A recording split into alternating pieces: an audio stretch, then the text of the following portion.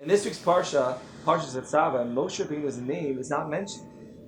And you think to yourself, why did the Torah decide in this Parsha not to mention Moshe Rabbeinu? His Yartzeit, the time when we reflect when he passed away, is on the 7th of Adar, which is around the time when we read this Parsha.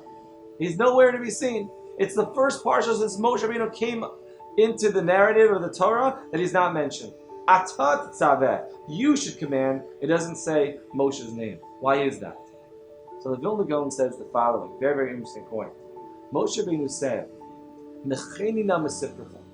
that God, if you destroy the people, when they dance around the Egel Azav, the golden calf, then erase me from your book. And God said, okay, I will listen to you somewhat. I'm going to erase you from the book of Tetzaveh, this week's Parsha. Also, very interestingly, when you say, erase me, erase me from the 20th book. The 20th Parsha is Parshat Tetzaveh. Erase me from the 20th book, Mesefer Chaf, and that is this week's Parsha. But why is it that God chose this Parsha, that Moshe would not be mentioned? It talks about the big kahuna, the special garments that the Kohen Gadol would wear.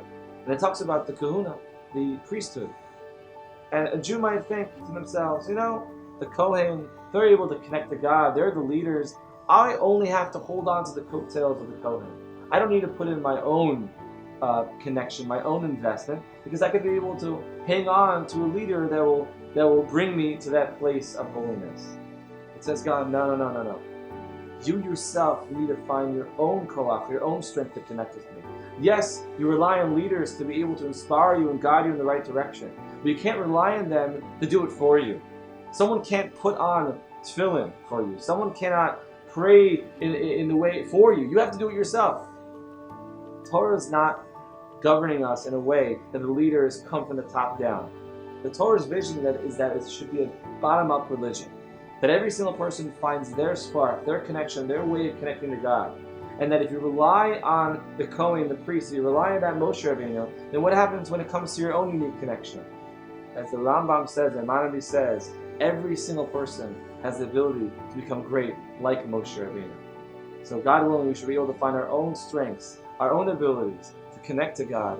And yes, of course, we take inspiration from our leaders, but we should not think that our leaders are going to do it for us. We have to do our part, to step forward and to connect with God and to do good on earth and to be able to actualize our potential, and as the Rambam says, to be able to be great just like Moshe Rabbeinu. Shabbat Shalom.